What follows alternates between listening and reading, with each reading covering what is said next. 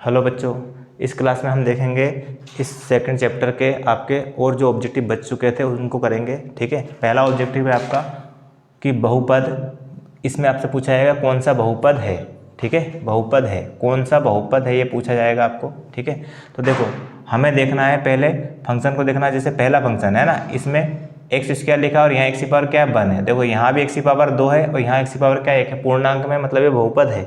ठीक है, ये आपका इसमें एक्स की पावर 2 पूर्णांक में, लेकिन यहाँ एक्स क्या है, रूट में है, मतलब ये बहुपद नहीं है। एक्स की घात क्या है, पूर्णांक में नहीं है। ठीक है, यहाँ आपका एक्स की घात पूर्णांक में तो है, लेकिन ये बटे में कोई सी दूसरी संख्या है, इसलिए ये बहुपद नहीं है। ये क्या कहलाएगा आपका, ये कहलाएगा आपका परिमेय व्यंजक, है ना।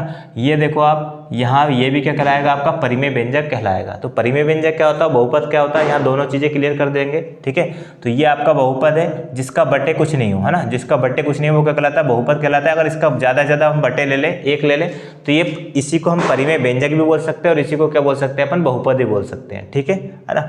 लेकिन ये वाला इसमें एक्स रूट में है, इसलिए ये बहुपद नहीं है, और जो बहुपद नहीं होता वो परिमेय व्यंजक भी नहीं होता है। ठीक है, लेकिन अगर इसकी बात करें क्वेश्चन ये तीसरे की, तो ये आपका क्या है, एक परिमेय व्यंजक है, बहुपद नहीं है। ठीक है, क्यों, क्योंकि इसके बटे में जो भी संख्या वो एक से ज़्यादा है। अगर एक के अलावा और कुछ अगर बटे में होता है और एक्स की पावर रूट में नहीं होती है तो वो परिमेय व्यंजक कहलाता है, बहुपद नहीं कहलाता है। ठीक है ना। लेकिन अगर इसका बटे हटा दें हम, ठीक है, तो इसको पूछा जाए कि आपसे ये क्या है, तो हम बोलेंगे ये बहुपद भी है और परिमेय व्यंजक भी, क्योंकि इसका बट्टे अगर एक ले लेते हैं तो ये क्या कहलाएगा, ये क्या बन जाएगा आपका, परिमेय व्यंजक बन जाएगा। इस तरह से आपका ये बहुपद भी है और परिमेय व्यंजक भी है। ठीक है ना।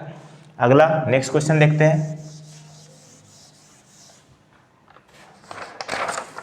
नेक्स्ट क्वेश्चन है आपका, देखो एक पूछा जाएगा, प्रत्येक जो बहुपद होता है, प्रत्येक बहुपद जो होता है वो, प्रत्येक बहुपद खालिस्थान होता है ना, ऐसा पूछा जाएगा। एक खालिस्थान होता है, एक खालिस्थान होता है। ठीक है, तो कोई सा भी अगर बहुपद है वो हमेशा क्या होता है, एक परिमेय व्यंजक होता है। प्रत्येक बहुपद हमेशा क्या होगा, एक परिमेय व्यंजक होगा, परिमेय व्यंजक। ठीक है, तो इस खालिस्थान में आपका क्या आएगा, परिमेय व्यंजक आएगा। मतलब जो भी बहुपद है वो बहुपद, जैसे आपका 2x square plus 3x plus 4 लिखा है, तो ये बहुपद भी है, साथ में इसका बट्टे एक ले लेंगे, मतलब ये परिमेय व्यंजक भी होगा। लेकिन हर एक परिमेय व्यंजक बहुपद नहीं होता है। क्यों नहीं होता है, अगर इसका बट्टे 2x प्लस 3 लिखा है, अब ये ओनली क्या कहलाएगा, परिमेय व्यंजक कहलाएगा, बहुपद नहीं कहलाएगा। ठीक है, इस तरह से। अब अगला क्वेश्चन है, 9वां क्वेश्चन है आपका, दो बहुपदों का योग, दो बहुपदों का योग खालिस्थान होता है ना, खालिस्थान होता है। तो दो बहुपदों का योग क्या होता है, एक बहुपद होता है। क्या होता है, एक बहुपद होता है। दो बहुपदों को अगर जोड़ते हैं तो एक बहुपद ही आता है। जैसे जैसे 2x प्लस 3 है ना, इसमें हमने एक और देखो एक बहुपद दिया था, इसमें हमने 4x माइनस 7 इसको जोड़ दिया, तो 2 और 4 कितना होगा, 6x हो जाएगा, और 3 में से 7 घटाए तो कितना हो जाएगा, माइनस का 4 हो जाएगा।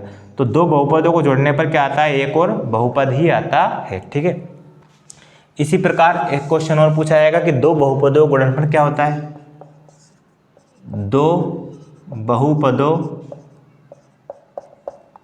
का गुणनफल, गुणनफल। ठीक है, खालिस्थान होता है। ठीक है, ये पूछा जाएगा आपसे। तो दो बहुपदों का गुणनफल भी क्या होता है, एक बहुपद होता है। क्या होता है, बहुपद होता है। ठीक है, ये कैसे, जैसे आपका x प्लस 3 है और x प्लस 2 है, ये दोनों क्या है, बहुपद है।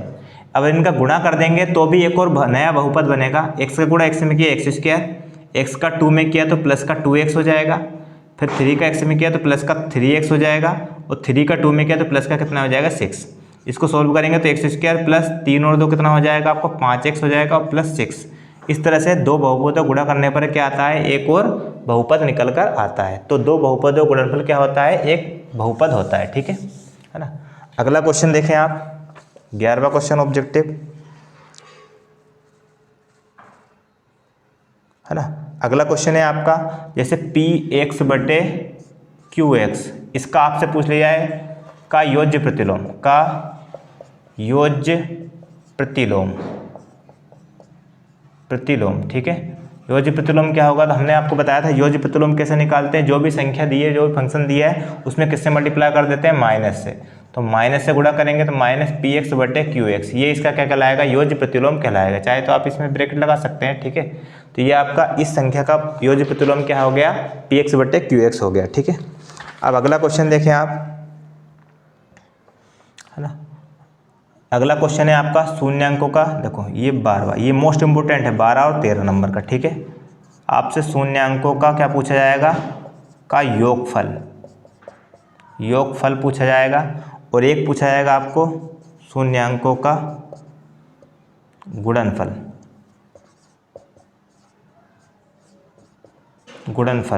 ठीक है। दो चीज़ें पूछी जाएगी। तो शून्यांकों का योगफल का फॉर्मूला होता है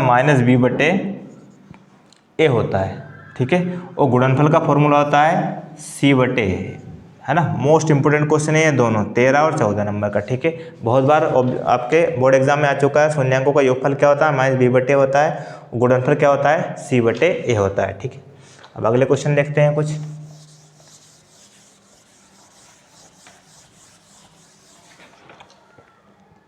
देखें अगला क्वेश्चन है आपका, देखो क्वेश्चन 12 नंबर, शायद 14, ठीक है। क्वेश्चन है गुणन संक्रिया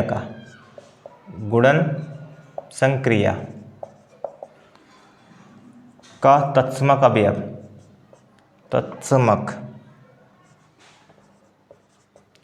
अवयव बराबर आपसे पूछा जाएगा, और एक पूछा जाएगा आपका योग संक्रिया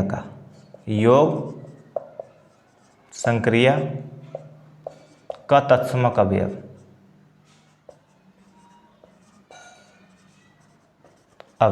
ठीक है। अब तत्समक अवयव क्या होता है, गुणन संक्रिया का मतलब गुणा करने पर तत्समक अवयव क्या आएगा, और योग करने का तत्समक अवयव क्या आएगा। इसका मतलब है आइडेंटिटी एलिमेंट, इसका मतलब है आपका कौन सी ऐसी संख्या है जो गुणा करने पर उस संख्या के मान को परिवर्तित, किसी भी संख्या के मान को परिवर्तित ना करें। तो देखो गुणन का तत्समक अवयव हमेशा कितना होता है, 1, ठीक है।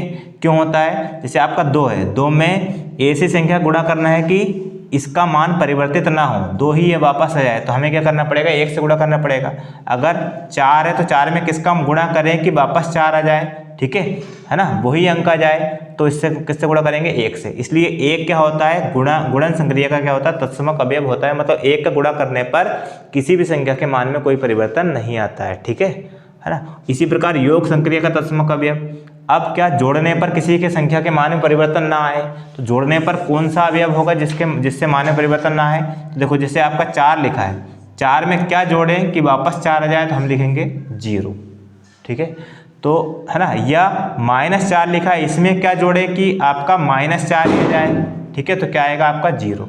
तो योग संक्रिया का तत्समक अवयव क्या होता है आपका, 0 होता है। गुणन का संक्रिया का तत्समक अवयव 1 होता है, और योग संक्रिया का तत्समक अवयव क्या होता है, 0 होता है, ठीक है। अगला क्वेश्चन देखें आप, क्वेश्चन है आपका 16 नंबर का, ठीक है। x² - 4/x - 2, इसका सरलतम रूप क्या पूछेंगे, सरलतम रूप, ठीक है। सरलतम रूप पूछेंगे तो किस तरह से लिखना है अपने को, 1 मिनट, ठीक। तो देखो x² -4 को हम लिख सकते हैं 2 का स्क्वायर, और बटे में x - 2। अब ये फॉर्मूला खोल रहा है, ऊपर a² - b² का होता है, एक बार प्लस में और एक बार क्या होता है माइनस में, ठीक है। तो x + 2 एक बार प्लस में आ जाएगा, और x - 2 एक बार माइनस में आ जाएगा। नीचे x - 2 है, ये माइनस वाला कैंसिल हो गया, तो आंसर क्या आ गया आपका x + 2, ठीक है। इस तरह से इसका आंसर आएगा, इसी को बोलेंगे इसका सरलतम रूप, ठीक है।